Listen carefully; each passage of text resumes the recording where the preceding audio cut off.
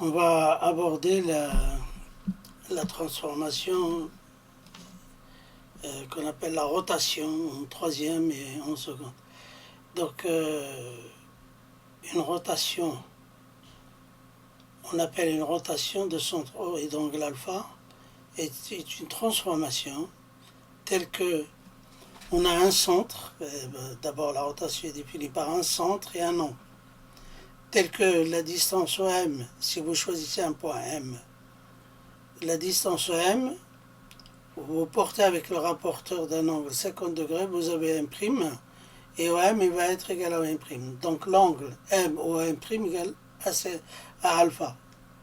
Donc l'angle que vous avez choisi pour la rotation, plutôt l'angle qui est demandé pour transformer un point en un point M', suivant un angle donné et un centre qui est fixe. Donc on a deux sens de rotation, un sens des aiguilles d'une montre. Vous savez, dans les aiguilles d'une montre, vous passez de gauche vers la droite, comme ça. C'est le KB ici. Donc c'est notre cas qui est ici. Donc c'est le KB. Et ça, donc, c'est le sens, ce qu'on appelle un sens direct, ou plutôt un sens horaire. Par contre, dans l'autre sens, vous avez un sens indirect, ou plutôt le sens inverse des aiguilles d'une montre.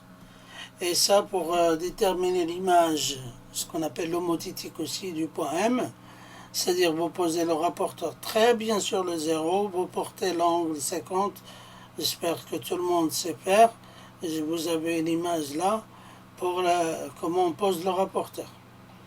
Donc on a deux choses, la rotation est définie par un centre qui est fixe et un angle, et tel que OM égale OM'. Voilà, maintenant on va passer à une construction que j'ai faite avec un logiciel. J'ai un centre O1 et on a un point B que j'ai transformé en B' dans le sens indirect, des aiguilles inverses des aiguilles d'une montre. Donc avec un angle de 45, vous avez BO1 égale 4 et B'O1 égale 4. Donc on est sur le même arc de cercle. Donc il n'y a pas c'est-à-dire les longueurs sont restées inchangées. De même pour le deuxième cas, vous avez dans le sens direct, j'ai transformé C en C', ou plutôt l'homotitique de C', donc avec un angle toujours 45 degrés, et vous avez la longueur OC qui est égale à OC'.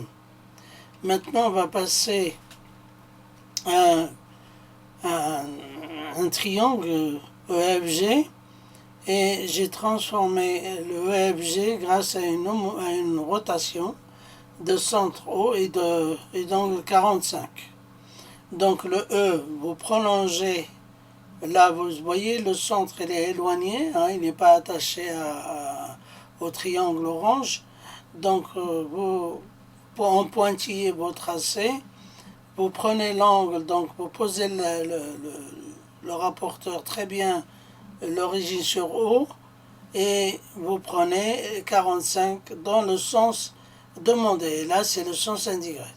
Donc le point E, on obtient le point E' qui est ici, et pour E, donc ça c'est E, donc son image, son homotitique c'est E'. Pour F', vous faites point par point et vous rejoignez si vous avez un polygone. Et là, on a un triangle. Ce qu'on remarque, c'est que les longueurs, par exemple, la longueur EG, c'est la même chose que E'G', et que EF, c'est la même chose que E'F', et que FG, et c'est la même chose que E'G'. De même que les angles sont restés inchangés. Et donc, puisque les angles restent inchangés et que les longueurs restent inchangées, l'air aussi et la surface de l'angle de triangle orange, c'est la même chose que la surface du triangle vert. Donc, on a des propriétés. L'image d'un segment est un segment de même longueur. Les images de deux droites parallèles sont deux droites parallèles. Et de même, l'image de deux droites perpendiculaires sont deux droites perpendiculaires, et la C, vous avez l'image d'un cercle du même rayon. Alors le rayon, puisque c'est la longueur l'image d'un segment est un segment de même longueur, donc R, son image, c'est le même rayon, c'est la même longueur. Le D, c'est l'aire d'un polygone, quand la surface d'un polygone et son image, ils ont la même mesure. Voilà ce qu'on peut dire de ce cas-là, donc de la rotation. Maintenant, j'ai traduit les propriétés que j'ai signalées avant. Donc, je suis parti de D1 parallèle à D2. J'ai transformé, donc vous prenez 2 points sur la droite D1 et 2 points sur la droite D2. 2 points A et B, j'ai pris A et B sur D1, j'ai fait leur rotation. Donc A, le A, c'est dans le sens, et quand on voit le sens, c'est le sens qui est là. Donc c'est un sens indirect. Donc le A, il est là. Vous avez A', il est là. Vous prenez un autre point, donc B, il est là. Donc le B, il est là.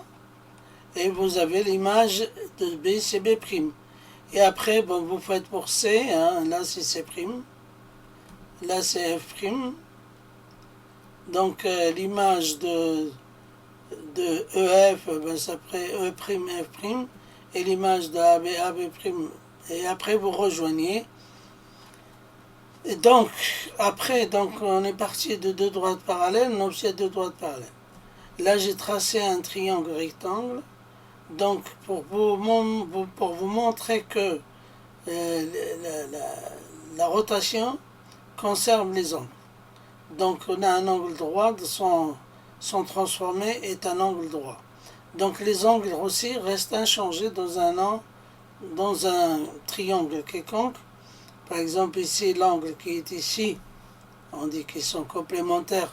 Donc, par exemple, si vous avez l'angle qui est ici, cet angle-là, il a la même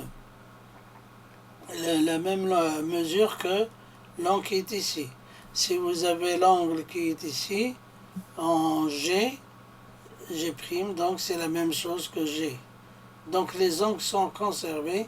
Donc, l'image on peut finir. L'image d'un triangle un rectangle est un triangle rectangle.